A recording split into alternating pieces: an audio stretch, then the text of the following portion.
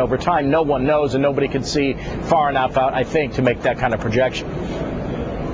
Let me quickly turn your attention to financial reform. Mitch McConnell was outlining his opposition to it again today in advance of a meeting tomorrow, a bipartisan meeting with the president. Yep. Let's watch.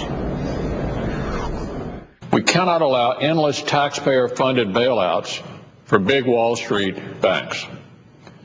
That's why we must not pass the financial reform bill that's about to hit the floor. The way to solve the problem is to let the people who made the mistakes pay for them.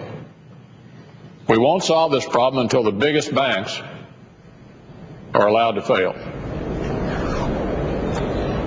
Would you help me through that? I'm trying to understand where Mitch McConnell's position fits. Why don't we all just fall on our swords the next time we have a financial market problem that kill the economy? Andrea, look, I mean, I disagree wholeheartedly with anybody who said that the bailout was a bad idea.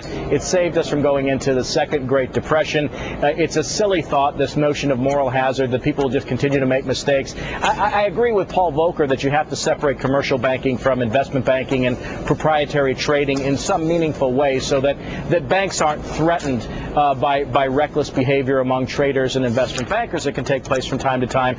But people truly, and you know, it's funny, you had Sam Nunn on, and it makes me long for the days when you had people who actually understood what they governed in our nation's capital. And these folks simply don't get what the Fed did to bail out the economy. They don't understand that the TARP was a necessary byproduct of something that took, honestly, 25 years to build up in a variety of different ways and for a variety of different reasons.